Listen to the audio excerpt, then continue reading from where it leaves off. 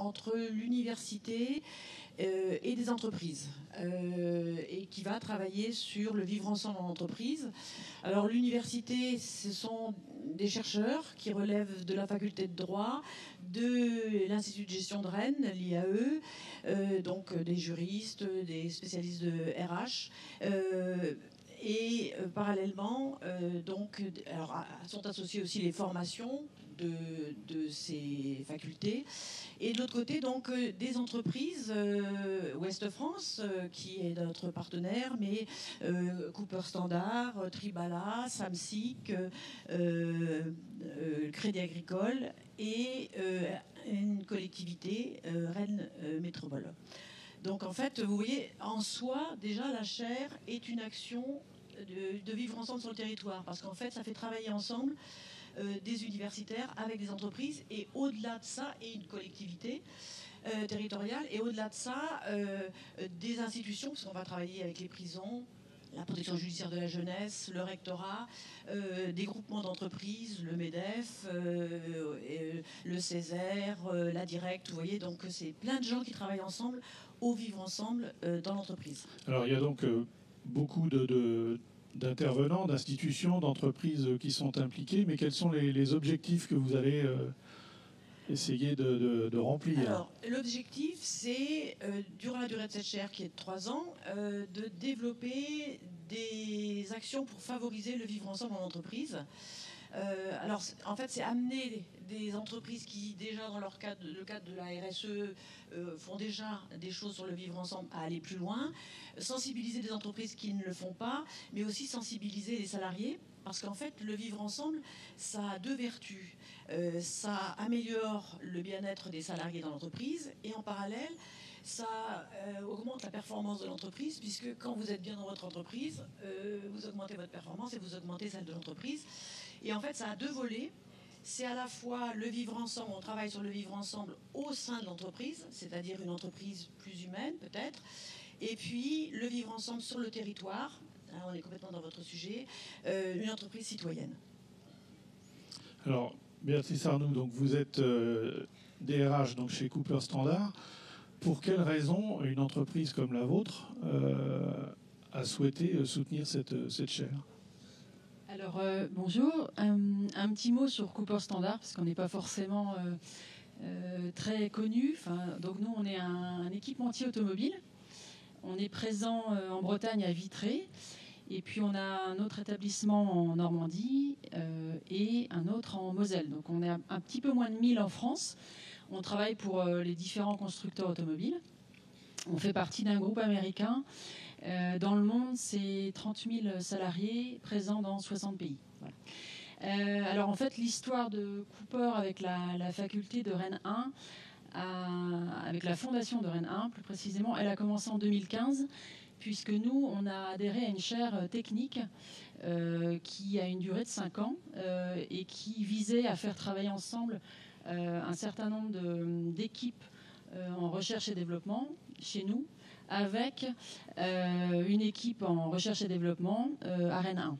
L'objectif, c'était de mettre en commun des équipements, notamment de laboratoires, et des équipements dont l'université disposait, et puis l'intérêt pour des thésards qu'on a accueillis chez nous, c'était de pouvoir mettre en pratique des travaux d'études dans un environnement réel.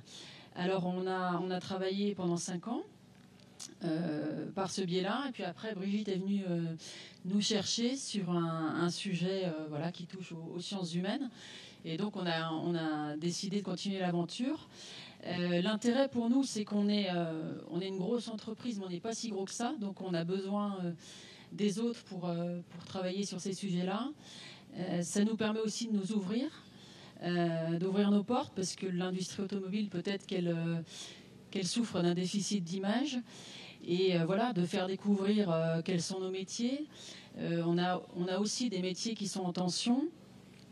Quand je parlais de Vitré tout à l'heure, on a notamment un laboratoire de recherche et développement et d'innovation qui accueille une trentaine de personnes et qui a un centre d'expertise reconnu au niveau Europe de notre entreprise. Donc on a besoin de jeunes du territoire pour venir travailler avec nous. Voilà, donc c'est notamment un moyen de s'ouvrir. Et puis bien sûr, ça nous permet de partager des problématiques communes avec d'autres entreprises qui ne sont pas forcément dans les mêmes secteurs, qui n'ont pas forcément les mêmes outils ou les mêmes expériences. Et puis on partage évidemment les travaux des universitaires qui peuvent travailler plus en profondeur sur des sujets sur lesquels nous, on a peut-être moins le temps de le faire. Voilà. Alors on peut peut-être parler un peu de donner des exemples d'actions concrètes qui ont déjà été initiées depuis un an. Alors, en fait, la thématique est très large, hein, vivre ensemble dans l'entreprise et sur le territoire. Et donc, on a mis en avant trois grands thèmes. La gestion des différences dans l'entreprise, avec la diversité aujourd'hui. La lutte contre l'illettrisme. Et en ça, Ouest France a initié cette idée, mais il n'y a pas de vivre ensemble si on ne sait pas lire et écrire le français, et surtout au sein de l'entreprise. Et puis, l'aide à l'emploi des populations vulnérables. Et donc, on met les outils de l'université, c'est-à-dire on fait des enquêtes, on fait des rencontres, on va avoir un site. Alors, des exemples concrets, on fait une enquête sur c'est quoi le vivre ensemble pour les salariés non qualifiés. Parce qu'on nous parle sans arrêt du vivre ensemble, les pouvoirs publics nous disent le handicap, l'égalité homme-femme, mais finalement, aujourd'hui, qu'est-ce que ces salariés attendent? Alors, il y a déjà des études qui ont été faites sur le bien-être, la qualité de vie au travail, mais elles concernent essentiellement les cadres, les personnes qualifiées, et pas les personnes non qualifiées. Donc, on va interroger ces personnes-là en disant, mais finalement, pour vous, c'est quoi le vivre ensemble? Donc c'est un exemple. On va aussi travailler sur est-ce que l'entreprise doit se soucier des fragilités de ses salariés? Vous divorcez, vous apprenez que vous avez un cancer, vous avez un parent malade, ça vous affecte, ça diminue la performance du salarié, donc de l'entreprise. Est-ce que l'entreprise doit intervenir? Donc on va interroger des salariés, des managers, etc. Donc vous voyez, ça peut être des enquêtes, ça peut être des rencontres. On a fait une rencontre avec Tribala qui a mis en place dans son entreprise des groupes d'écoute. C'est-à-dire quand un salarié va pas bien, il peut voir un autre salarié qui est volontaire et qui est un écoutant. Donc vous voyez, ça peut prendre des formes extrêmement variées. Ou alors, on va élaborer des vadémécum, c'est-à-dire des documents extrêmement simples pour les entreprises, en leur disant par exemple pourquoi embaucher un détenu ou un ancien détenu et comment le faire aussi en travaillant avec les entreprises avec qui ça marche. Donc on va faire ça pour les prisons et on va faire ça pour l'illettrisme. Donc là vous avez, vous voyez, ou alors on va faire aussi des actions avec les jeunes sur le territoire. Hier après-midi, on était en réunion tout l'après-midi avec le rectorat pour essayer de faire des liens entre par exemple les jeunes décrocheurs et les jeunes migrants et l'entreprise. Parce que souvent, ils sont décrocheurs, donc ils sont hors de l'école et il faut que les entreprises puissent les récupérer parce que c'est un moyen, finalement, de les former et ensuite de les garder. Alors, je ne sais pas si... Alors, Béatrice Arnaud, justement, est-ce que c'est à l'entreprise de s'occuper justement des personnes, enfin, par moments de trajectoires qui peuvent être compliquées pour les salariés ou de s'impliquer hors de l'entreprise, finalement? Est-ce que c'est important? Est-ce que c'est son rôle? Alors c'est une bonne question. La réponse est sans doute assez longue, à mon avis. Pour faire simple, mais je pense que je rejoins ce que disait Brigitte tout à l'heure. Globalement, si les salariés vont bien, l'entreprise va bien. Et puis, on a parlé, donc, Brigitte a évoqué les groupes d'écoute qui ont été mis en place chez Tribala. Donc nous, via la chaire, on va faire venir l'équipe de Tribala chez nous parce qu'on a envie de s'inspirer de cette initiative-là. On ne peut pas régler tous les problèmes dans l'entreprise, ça c'est clair, et puis on n'est pas non plus outillé. On n'est pas... Alors nous, on a une assistante sociale par exemple, mais... Donc, si on est au courant d'un mal-être, on va pouvoir orienter la personne vers l'assistante sociale, par exemple. Mais l'idée, c'est d'être à l'écoute de pouvoir orienter quelqu'un qui est en mal-être vers une structure qui est adaptée, sans avoir la prétention de pouvoir résoudre tous les problèmes. Mais évidemment, tout est lié. Ce que disait Brigitte, un divorce ou un cancer, forcément, la personne, quand elle arrive au travail, elle n'est pas 100% disponible et 100% en forme si elle est elle-même concernée ou qu'elle a un conjoint concerné. Donc, qu'est-ce qu'on fait, nous, pour déjà être à l'écoute? Parce que écouter une personne, c'est déjà beaucoup. On n'a pas résolu tous les problèmes, mais on a déjà pris en considération sa dimension globale. Et et comment l'orienter vers les personnes qui seront les mieux à même de l'aider si nous-mêmes, on n'a pas toutes les réponses.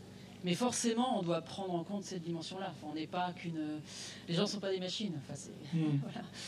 Alors justement, par rapport on parle d'entreprises là, qui sont relativement importantes, mais en préparant cet échange, vous me parliez aussi d'apporter aussi une aide aux petites entreprises qui, elles, ont encore moins de moyens pour se soucier de ce genre de problème, mais qui ont, elles aussi, qui peuvent rencontrer des soucis ou qui peuvent avoir des initiatives à prendre très localement. Qu'est-ce que vous allez pouvoir proposer sur Alors, ce vous avez point-là? complètement raison. En fait, c'est vrai que ce sont des grosses entreprises qui financent cette chaire et qui travaillent avec nous. Mais on a fait un atelier spécifique pour les PME. Parce que la France, il ne faut quand même pas l'oublier, c'est les TPE et les PME. Et donc, on a travaillé avec des responsables de petites entreprises pour voir ce que la chaire pouvait leur apporter. Et nous avons programmé une manifestation qui sera... une manifestation importante sur la RSE, parce que tout ça, c'est dans le cadre de la RSE, la responsabilité sociale des entreprises, et les petites entreprises. C'est-à-dire, en fait, souvent, elles font du vivre ensemble sans connaître peut-être même la RSE. Et je pense qu'il faut aussi interpeller les pouvoirs publics parce que toute l'idée de RSE, de vivre ensemble, c'était les grosses entreprises. Mais c'est pas vrai. Je vous donne un exemple. Hier, on travaillait avec le rectorat et dans le fil de la discussion, on explique qu'un salarié a mal vécu son expérience dans une entreprise parce qu'il n'a pas été bien accueilli. Donc, une idée est mise en avant. Eh bien, je pense que cette idée, elle peut être diffusée auprès des grosses et des petites. Parce que les grosses, quand on accueille quelqu'un, on peut effectivement mobiliser une équipe, etc. Mais la petite entreprise, si le chef d'entreprise est conscient que c'est un moment important, si rien que cette information-là passe, et bien quand il arrive, il prend un café avec lui en disant, ben voilà, on va bosser, mais vous voyez, en fait, je pense que dans cette manifestation qu'on va faire avec les petites entreprises, on va convier les grandes pour voir finalement comment pouvoir traduire certaines choses dans les PME. Mais je pense aussi que les PME peuvent aussi emporter aux grandes. Ah oui, c'est pas la même chose. Je dirais pas une très grosse entreprise et une petite, mais dans l'esprit, c'est la même chose pour moi. Alors, il y a peut-être déjà des questions. Est-ce que parmi vous, il y a des gens qui voudraient interroger à ce sujet? Alors, on va enchaîner sur un point qui me paraissait important. Vous m'aviez parlé d'un exemple assez précis sur l'illettrisme et ce fameux vade-mecum. Comment vous pensez mettre ça en place? Alors, en fait, notre objectif, c'est pas de vouloir faire une énième fois des choses qui existent. On est parti de ce qui existe. Le Césaire breton a rendu un rapport sur la lutte contre l'illettrisme en entreprise. On a potassé le rapport et on a rencontré le Césaire en disant, ben voilà, qu'est-ce que la chaire peut apporter? Et ce qu'elle peut apporter, c'est, parce que là aussi ça concerne les grosses et les petites, et les grosses souvent elles ont mis en place des choses sur l'illettrisme, mais pas les petites. Et donc on s'est dit, in fine, il faut que l'on puisse élaborer un document qui serve aux petites entreprises. J'ai une petite entreprise, j'ai un de mes salariés, j'ai tout lieu de penser qu'il est dans cette situation, parce que c'est compliqué, hein. Souvent la personne illettrée ne veut pas que ça se sache. Il faut qu'on aide ce chef d'entreprise avec un petit vade-mecum en lui disant, près de chez vous, donc on va faire ça sur la Bretagne, près de chez vous, il y a des formations ou des associations qui peuvent s'occuper de votre personne illettrée. Donc en fait, alors pour élaborer ce petit vade-mecum qui sera à la fin, il y a tout un travail en amont. Donc on travaille avec la prison, la prison des hommes, la prison des femmes. On va voir quelles sont les personnes compétentes, parce que finalement, il faut avoir le contact.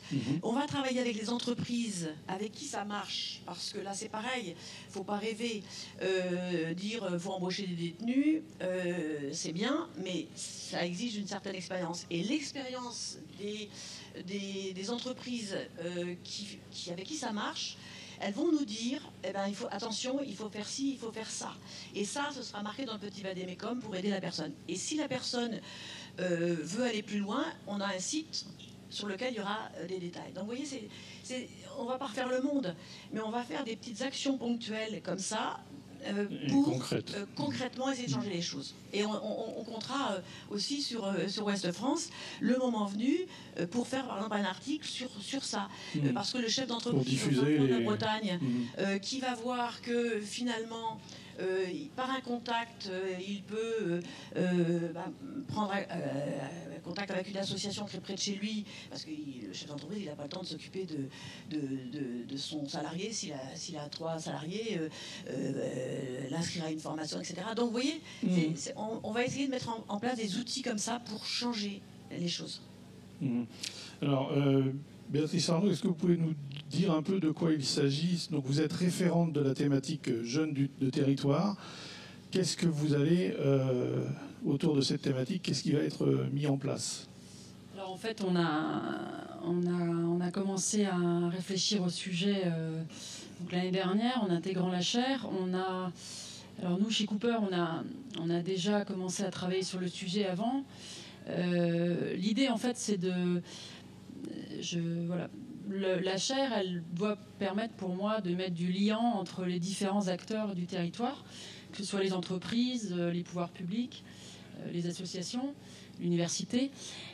Donc, on se rend compte qu'il y a un certain nombre de structures qui existent, qu'il y a des besoins. Donc, je parlais tout à l'heure de notre laboratoire de recherche et développement. Là, on va chercher des jeunes qui sont en voie de qualification, qui sont déjà sur les rails, mais il faut savoir qu'il y a beaucoup de plus en plus de formations qui sont en alternance, donc qui demandent un partenariat avec les entreprises. Donc nous, on voudrait, par le biais du rectorat, établir un réseau qui soit un peu plus clair sur quelles sont les entreprises du secteur, qui ont quel type de besoins d'accueil de jeunes, avec quel type de formation, quel type de niveau, parce qu'en fait, c'est pas forcément clair. On doit aussi accueillir les jeunes qui sont plus jeunes, c'est-à-dire qui n'ont pas encore choisi leur orientation. Donc, ça veut dire ouvrir les portes, encore une fois, de l'entreprise. Il y a des initiatives qui sont très bien faites, comme dit Brigitte, on ne va pas tout réinventer, mais il y a une initiative qui est intéressante, qui est menée par le département MEDEF, qui s'appelle Classe en entreprise, où on accueille des élèves de 3e pendant 3 jours.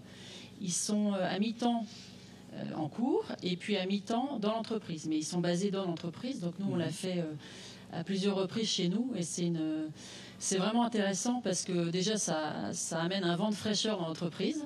Ça fait du bien. Et puis, ça leur permet de découvrir les métiers qu'on a. Alors, nous, chez Cooper, on avait des salariés qui présentaient leur métier. Donc, on avait la recherche et développement, la production, la qualité et la logistique.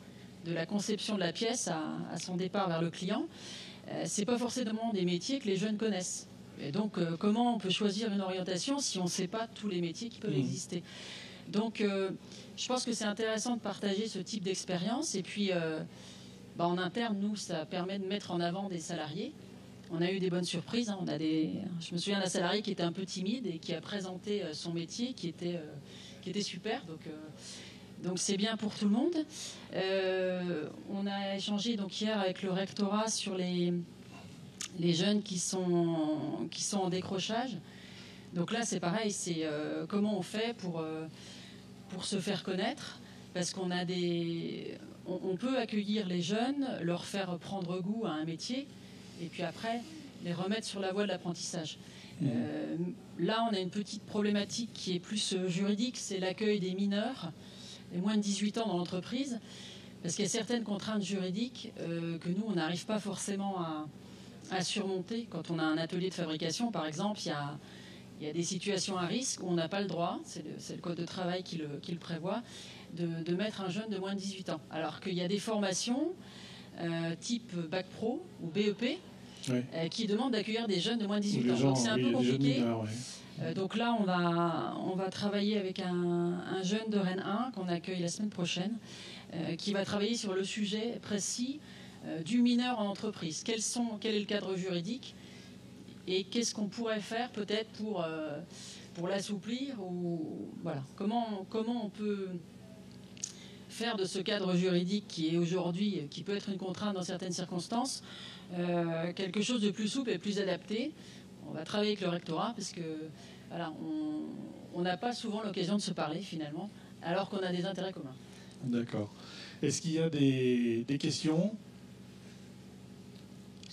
Sur les jeunes, si oui. vous me permettez, je peux ajouter, on a aussi un travail juridique sur l'embauche des jeunes et travailler avec les partenaires pour voir comment on peut régler un certain nombre de difficultés. Mais on a aussi envisagé, alors c'est à l'étude, mais cette semaine on a eu plein de rendez-vous pour ça, on a rencontré l'association FACE. Qui travaille beaucoup à l'inclusion des mineurs. Et en fait, à l'issue de notre conversation, on s'est dit, mais finalement, tous ces jeunes décrocheurs, je parle de ceux qui vont entre 13 et 18 ans, parce qu'à 13 ans, on ne parle pas de décrocheurs, puisque normalement, c'est obligatoire. Oui, ils sont à l'école. Et donc, on disait à FACE, mais alors, ils sont où ces jeunes ? Et elle me répond, ils sont sur la dalle à Villejean ou ils sont dans les maisons de quartier. Et en fait, on a décidé, alors je ne sais pas ce que ça va donner, mais voilà encore une étude qu'on va lancer avec les sociologues de Rennes 2, c'est d'aller les rencontrer, ces jeunes, et de leur dire, comment on peut recréer du lien avec l'entreprise ? Parce que vous êtes en dehors, et en fait, l'entreprise, c'est pas que le travail, c'est aussi du collectif, c'est du vivre ensemble, et ils sont intéressés par vous. Donc déjà, d'aller leur dire qu'on peut être intéressé par eux, je pense que rien que ça, c'est une bonne nouvelle. Donc, vous voyez, on va faire ça. Et en fait, aussi, hier, à la réunion avec le rectorat, on envisage de faire parrainer des jeunes décrocheurs ou migrants, parce qu'on a aussi cette nouvelle problématique, par une entreprise.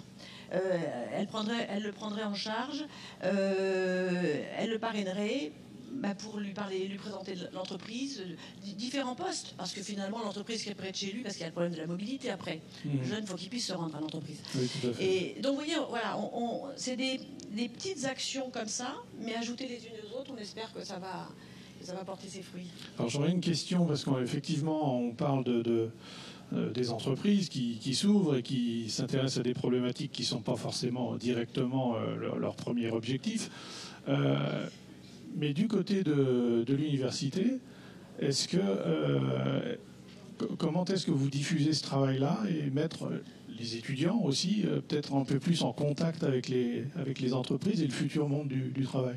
Alors, pour tout vous dire, j'ai une équipe de choc. J'en ai même qui sont dans la salle. J'allais dire, Anne est responsable RH à l'IGR. Elle a une équipe, elle a des formations, elle a un Master 2. Donc, elle implique, pour vous donner un exemple, les étudiants de Master 2 vont organiser le 20 mars prochain avec l'Association nationale des DRH une journée sur l'entreprise citoyenne porteuse de valeurs humaines, être ou paraître. Une bonne question, parce que la RSE, il y a aussi paraître, c'est-à-dire on va afficher, puis on ne fait pas grand-chose. Nous, ce qu'on veut, c'est faire voir qu'il faut qu'on soit dans l'être. Donc, il y a toute l'équipe de droit social qui travaille. Donc, c'est un étudiant de Master 2 droit social qui va aller faire son stage et qui va nous faire cette étude sur l'embauche des mineurs. Ça va être un document important pour les entreprises. Quelles sont les règles qui s'appliquent ? Qu'est-ce qu'il faut que je fasse ? Pas faire. Voilà. Vous voyez, c'est-à-dire que c'est les chercheurs, mais aussi les étudiants qui sont mobilisés avec les entreprises. Et puis ça crée du lien. Ça crée du lien entre nous, ça crée du lien avec les étudiants pour qui on travaille. Enfin, voilà. Tout ça, c'est positif.